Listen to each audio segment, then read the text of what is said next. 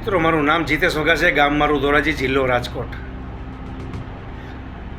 આ દિવાળીની જે ગિફ્ટ ભેટ મારા કિસાનોને જે નુકસાની થઈ છે, અતિવૃષ્ટિ, અનાવૃષ્ટિ, કરા કરવા, માવઠાઓ કરવા, પાક ફેલ થઈ જાવો, બરબાદ થઈ જાવો, બિયર મોંઘા, ખાતર મોંઘા, જંતુનાશક દવાઓ મોંઘી.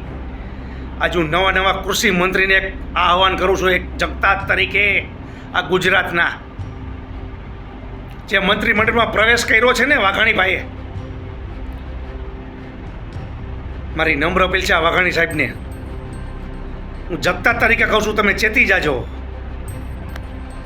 જે સરકારની ગાઈડલાઈન પ્રમાણે જે તમે કોઈ પણ પત્રિકાઓ, આવેદનો કે લખાણ કે ફાઇલો જે મૈગી છે ગુજરાત સરકારની ખેડૂતો પ્રત્યે, એ તદ્દન ખોટી છે અને તમામ ખોટી છે.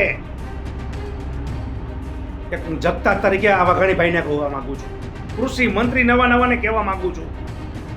મારી નમ્ર અપીલ છે મિત્રો, આજ રૂપાણી સાહેબમાં પણ તમારા કૃષિ મંત્રી એને પણ ઘણું રાજ કર્યું, ભૂપેન્દ્ર સાહેબે પણ, આજ રાઘવજી પટેલે પણ ઘણું રાજ કર્યું.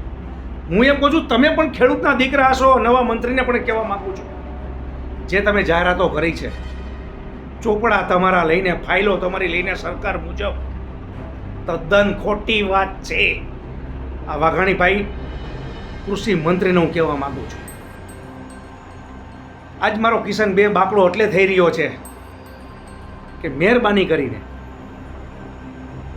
જો તમારા પ્રવક્તાઓ કોઈ પણ પાર્ટી હોય, એકવાર તમારી ફાઇલ નીચે મૂકીને અને કાગળિયા લીધા વગર એકવાર કોઈ બી ચેનલમાં મારી સામે ડિબેટમાં બેસે એટલે હું દૂધને પાણીનું પાણી કરી દઈશ. મોટો મોટ મને જવાબ આપે, હું પ્રશ્ન કરું ને ના, કૃષિ મંત્રીને, મુખ્યમંત્રીને અને પ્રધાનમંત્રીને પણ હું ચેલેન્જ મારું છું જગતાત તરીકે મારા કિસાન મિત્રો પ્રત્યે, કે તમે કેવી જાહેરાતો કરી છે. 5 જિલ્લાઓને સહાય ચૂકવાશે, આટલા કરોડ ફાળવી દીધા. હે, તમે 18 તાલુકાઓની જ વાત કરી છે, તો ગુજરાતમાં શું મારા રાજકોટ જિલ્લાની અંદર, મારું ધોરાજી, મારું ઉપલેટા, મારું ગ્રામ્ય, જેતપુર, જામકંડોરણા, જુનાગઢ જિલ્લો, વિસાવદર, બોટાદ, આજે જે તમે પોલીસ ભાઈઓને આગળ કરીને જે મારા કિસાનો પ્રત્યે દમન ગુજાર્યા છે, જે મારા કિસાનોની દિવાળી બગાડી છે, આનું ઋણ તો તમારે ચૂકવવું જ પડશે મિત્રો. હું એક આ સરકારના મંત્રી બાબુઓને કહેવા માગું છું, તમારો ક્યાં ભ્રષ્ટાચાર છે એ તમારે તપાસ કરવી છે તમારે, કે હું મને ભેગો રાખીને કરો એટલે બતાવીશ, હું બતાવીશ. તમારે ફોડવા એને ફોડી લેજો. હું દાવાને પુરાવા સાથે કહેવા માગું છું, તમારે જ્યાં અધિકારીઓને, એપીએમસીઓને ફોડવા હોય ને ત્યાં ફોડી લેજો. રાજકોટ જિલ્લાની અંદર મારી પાસે 9 તાલુકાના છે ને, 8 થી 9 તાલુકાના મેસેજને મારી પાસે પ્રૂફ સાથે, દાવા સાથે સમાચાર છે કે મારો ખેડૂત ક્યાં લૂંટાઈ રહ્યો છે. તમે હજી કપાસની વાત નથી કરી, ક્યારે ખરીદી થશે, મગફળીની કેટલી ખરીદી કરશું એ તમે હજી પણ જાહેરાત કરી નથી. અને તમે એમ કીધું આટલા કરોડ આપી દીધા 2025માં સપ્ટેમ્બર ઓક્ટોબરનો, આ બાજુ આપી દીધું.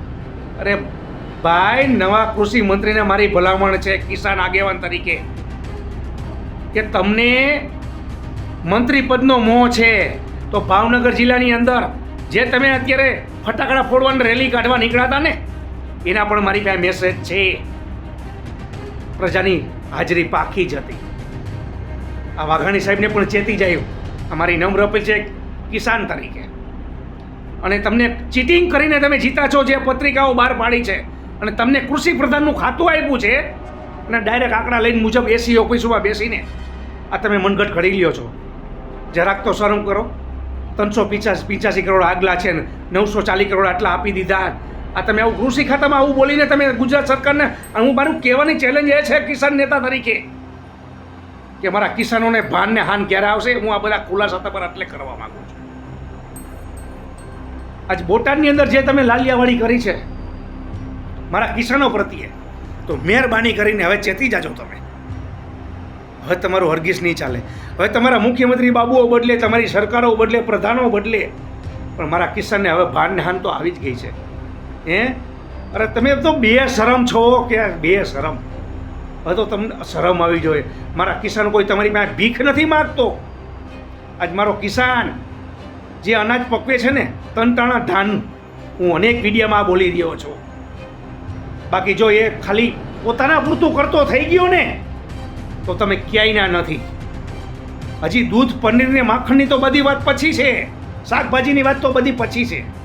આ તમે એપીએમસીમાં મારા કિસાનો કેટલા લૂંટાય છે, કેટલા ટકા લેસ છે એ તમને ખ્યાલ છે? હું આ કૃષિ નવા પ્રધાનને મારી ચેલેન્જ છે, આ વાઘાણીભાઈને, મુખ્યમંત્રીને ભૂપેન્દ્ર પટેલને પણ અને મોદી સાહેબને પણ, કે 10% ખેડૂતો માટે એપીએમસી ઓલા લૂંટવાવાળા જગદીશ મહેતા હાથો જ હતો. જગદીશભાઈ મહેતા સાચા જ હતા કે લૂંટાઈ રહ્યા છે, કતલખાનું છે, આમથાથી બોલતા. મારો ખેડૂતો હવે જાગી રહ્યો છે. જે મારા કિસાનો પ્રત્યે લાઠીચાર્જ થયો છે, ઘરમાં ઘરી ઘરીને જે તમે દમન ગુજાર્યું છે ને પોલીસ ખાતાના કહેવાથી, એ હવે નહીં ચાલે. હરેક ગામડે, હરેક તાલુકામાં, હરેક ગ્રામ્યમાં મારો કિસાનો ભેગો થઈ રહ્યો છે, મિટિંગો ચાલુ થઈ ગઈ છે. તમારે જેટલી તૈયારી કરવી એટલી કરજો. બાકી એકવાર મારા કિસાન, એકવાર હું જગતા તરીકે કહું છું, એકવાર બેલેટ ઉપર તમે આ મતદાન કરો. આખી દુનિયા કે છે, હું એક કિસાન નથી કહેતો કે તમારા મશીનમાં ગાલમાલ છે. એ તમારે વિચારવાનું છે. તમે મંત્રીઓ હારુંથી તમે કિસાનો આવી રીતે નહીં કર્યા છો. તમે રોડો આ કેવા કેવા તમે સભાઓમાં બોલો છો, પ્રવચન કરો છો, કૃષિ મેળાના આયોજન કરો છો, ગરીબ કડિયાના મેળાના આયોજન કરો છો. તો મારા કિસાનને શું કોઈ તમે હું ભારતીય રત્નનો એવોર્ડ આપી દીધો? જય જવાન જય કિસાનનો નારાજ જે લાલ બહાદુર શાસ્ત્રીએ પાડ્યું, પણ હકીકતમાં તો હું મિત્રો એમ જ કહું છું, મારા કિસાન ભાઈઓ, એ કિસાન દુઃખી થઈ રહ્યો છે. મારો દેશનો જવાન પણ બોર્ડર ઉપર દુઃખી થઈ રહ્યો છે. આજ નિવૃત્ત બોર્ડરના કર્મચારીઓ જો સરકાર વિરુદ્ધ રેલી કાઢી શકતા હોય ને તો મારો કિસાન પણ કાઢી જ લેવાનો છે રેલી. તમારે રોકવો અહીંયા રોકી લેજો. આ મારી કૃષિ મંત્રીને ભલામણ છે ને મુખ્યમંત્રીને પણ ભલામણ છે. જય જવાન જય કિસાન જય જગતાજ મિત્રો.